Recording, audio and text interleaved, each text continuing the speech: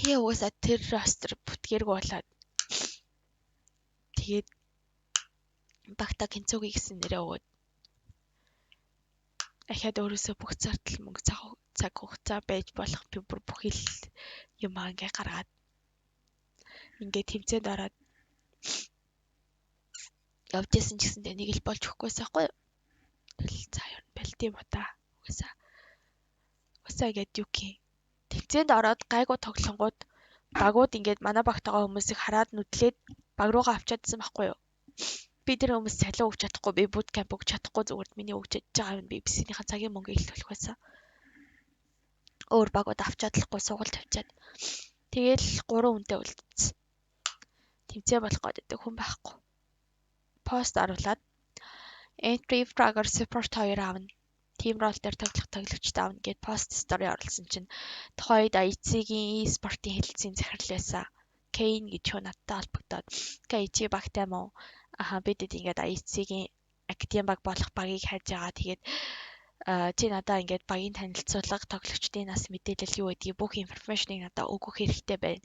5 дахь өдөр гэхэд өгч амжих уу гэд би амжнаа гэд. Үнэхээр л болий гэж шийдсэн байсан байхгүй юу. Зүгээр л хүн олддог олдохгүй бол ингээд болий гэд сүүлийн нэдэр болгоод тэр постыг оруулсан. Тэгээд мэдээлэл бүрдүүлж өгөөд уулзаад ер нь ингэн тэгин ийм академи багтай болгож байгаа. Бид нэр ийм ажил төлөвлөсөн байгаа. Танай багийн танилцуулга ингээд таалагдсан гэсэн тэгсэн. Окей, тэгээд одоо өөр нэг дараагийн шатнд гэх юм бол хэрвээ чи хэрвээ танай баг IC-ийн академи баг болчих юм бол яг юу илүү одоо бэлтгэлдээ илүү анхаарна гэдэг ч юм уу, видео контент хийн гэдэг ч юм уу, чи яг юу зорж ийн, юу төлөвлөж ийн, тэрийг надаа ингээд яг бичээд төлөвлөгөө болгож гаргаад дээрээс нь бажет одоо сарын хүнсний мөнгө хэд гэдэг чинь тий хаалуунтын мөнгө хэд гэдгийг интернетийн мөнгө хэд гэдгийг тийм бажеттай хамт гаргаад одоо үг хэрэгтэй байна гэд. Тэгээ би бажетаа гаргаад холбогдсон. Казахтай хамт ирж надтай уулзсан.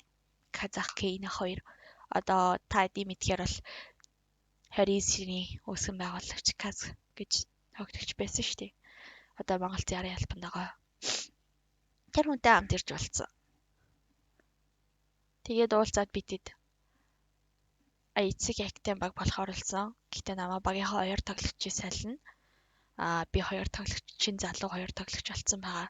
Тэр 2 залуу тоглогч дээр танаа 3 тоглогч нэмэгдэж орно гэд. Тэгээ угаасаа манайх 3 тоглогчтой байсан болохоор шууд нэмэгдэж ороод. Тэгээд анх 2022 оны 9 сарын 27-нд bootcamp-д орж исэн. Bootcamp-д ороход бол гоё исэн. Оронгууд тан дээр шууд checkmate гэсэн амар томлоог өгтал. Бэлтгэлээ хийх өөрөө 5k юм ингээл. Зүгээр л ядж л энэ хүмүүс бисийн тоглохгүй тухтай тоглох нь дээ. Бэлтгэлээ их завтай боллоо. Хамт амьдрах bootcamp-тай болчлоо гэд. Гэхдээ надад бол амар гоё санагдсан. Бэлтгэл алган дээр нь хамт идэг байсан. Хоолундыг хийж өгнө. Bootcamp-ийн цэвэрлэн миний хийж болох бүх юмыг хийдэг байсан. Хүн байхгүй наа бүр скрин дээр суух гэж асах тий. Тэгэл надаас байж болох сэтгэл цаг хугацаа мөнгө төгрөг байдгийн бүх юмыг зориулсан.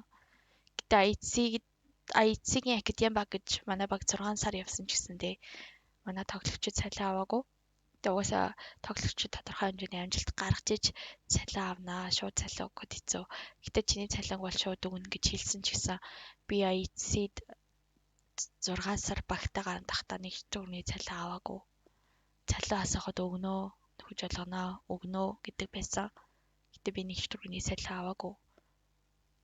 Чүтэй атаа хөрхөөгүйтэй хүнсний зардал бүр гуйж бүр тамаа цайж бөө юм болж аавн заяа. Би хаяа өөрөөсөө мөнгө гаргаж авдаг байсан. Би бүр ингээд 4 жил хөгжүүлсэн. Монгол хамгийн их даагчтай бүх рэпрүүд холбогдож өөрсдөө мэдээлэл өгдөг. Энд тэн тоглолтын маркетинг хийж өгдөг. Хипхоп пэйж хүртэл би зарж байгаа штэ. Миний хувьд бүх юм байсан. Багтай болохоос өмнөх миний хувьд бүх юм байсан. Пэйжийг би бүр зүгээр л 28,000 даагчтай пэйжийг би 20 сая давъя, сонгуулиар 20 сая давъя гэхэд нь уугүй би энийг хөтлөд явах юм бол 20 саяас илүү олж чадна гэд бодсон байсан хүн тэгж хэлээд 20 саяд пэйжээ зараагүй хүн зүгээр л багийнхныгаа хүнстэй байлгахын тулд 1 сая төгрөгөнд пэйжээ зарсан. IEC-д бол тийм л байдалтай байсан.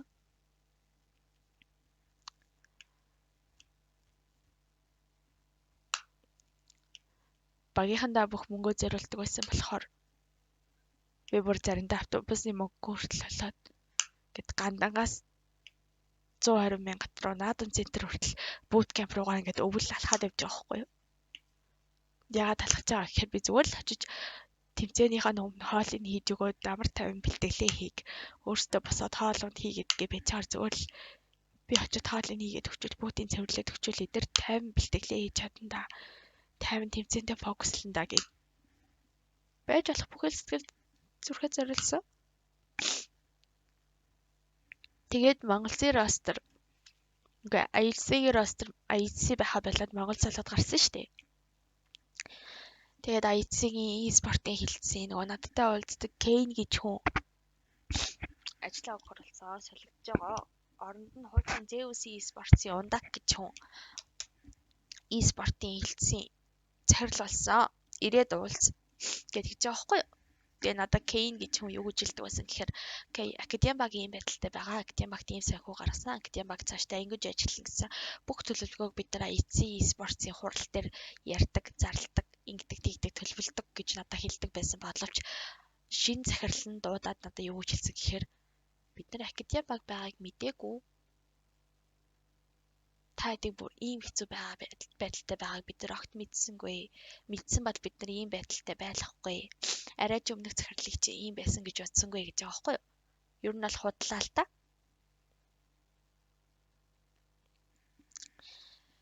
Тэгээ ахын доо ингээд танаа багыг чи бид нар ингээд IEC-ийн үндсэн баг болгоод явах бодолтой байна, төлөвлөгөөтэй байна. Тэгээд хэрвээ чи ингээд багийнхантайгаа хамт ингээд цаашаа явъя гэд зөвшөөрж ивэл хүсэж ивэл ингээд цаашаа явж болно гэж ярьсан. Миний баг штэ. Миний баг болохоор энэ хүн надад зөвшөөрөл аваад байгаа байхгүй юу? Маргааш гэрээгээ хийн. Хэрвээ чи багийнхантайгаа хийсэн гэрээ байвал цацлаарай гэсэн. Окей, маргааш гэрээгээ хийх юм байна да. За тэгвэл ингээд эргээд уулзъя та. Тэгээ ингээд багийнхантай бөөндөө сууж юм ярьчаад тэгээ багийнхан төрүүлж гараад тэгээ араас нэг иймэрхүү яриа болсон. Яг үнэхээр энэ Ундаг гэж хүний яриа одоо л миний утсан дээр voice хэлбэрээр бичээтэй байгаа заяо. Тэгэл яхавдаа би анигдаад манай багийнхаа IEC-тэй Good Gaming болоод явсан. Тэр дунд Элдвенцээ маргаан болсон. Монголын e-спортын тамирчид бол бэлтгэл нь багтд юм уу, тэмцээн нь багтд юм уу, яа гэм бас мэдэхгүй. Нэгэндээ зүгээр яриад хараа гэлэнгүүт нөгөөт нь оо заа андаа гэл гадуур дотор Элдвенцээ яриад хараагаад хүн амтны сүрдүүлээд Элдвенцээр нь хараагаад явдаг юм бэлээ. Баримт татлахатайгаа байгаа. Цагтаа сэргийлэхээр бас яваад яхав дээ гэдэг дээрээ тулаал өнгөрсөн. Ийм байдалтай байгаа.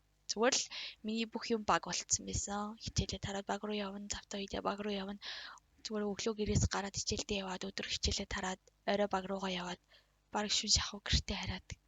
Би зүгээр л бүтэн жил, баг жил хасын хугацаанд ийм байдалтай явж аваад гинт баггүй болчих жоохгүй. Тэнгүүт ингээд сэтгэл санаа амар сонирн болоод өдөр 2 маяг хичээл тарахаар ингээд сайн шүү дээ. Хийх юм болтохгүй. Хэрвээ би ингээ багтаагаа байсан бол баг руугаа явж байгаа да. Гэж бодоод нэг хэсэг Flaggers гэдэг баг байсан шүү дээ. Flaggers-ийн тэр спонсорууд нь хүртэл манай багаас 2 хүн суулж авчаад тэмцээнээс 2 хоногийн өмнө манай багаас 2 хүн суулж авч бидний бэлтгэлийг өгөө хийгээд ичгүй сүлт нь бисийн талаанд манай багийнхантай ландаад яатлагдангуудаа зүгээр л миний хаалгыг миний гарыг хаалганд авчуулаад тэгээ би бүр маус чадахгүй болтлоо миний гар хавдаад би бүр ясан цураад гараа гимсдүүлжсэн тохиолдолч надад байгаа. Зүгээр л манай баг тэдний багийг очсон болохоор.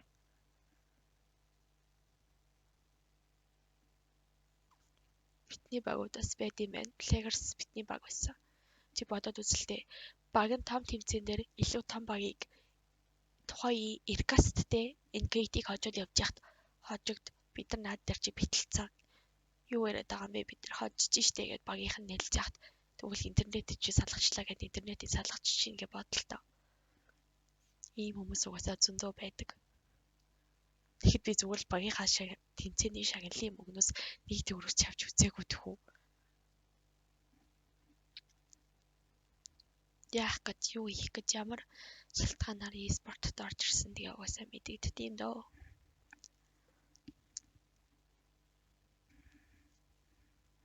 Тэгээд би нэр цохоод яхав. Гэтэ сая тоглолт үзэж явахдаа нэг хүнд би дургугээд яриадсан штэ.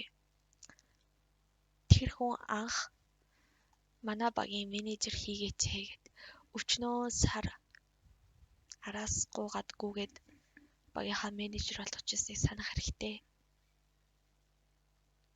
Манай багийн слот дүүрсэн байхад нэг хүнийг нь хасан байж орж ирээд хүмүүс танигдаад явандаа миний багийг голруулад одоо атакс орсон байгаа бас санах хэрэгтэй. Анх ямар байсныгаа санаад одоо зүгээр цаашдаа миний амьдралд гай болохгүй амьдарчаар окей. Тэрнээс нэг ямар чамайг хейтлээд муулаад тэгээд яваад авах хүслээ алга.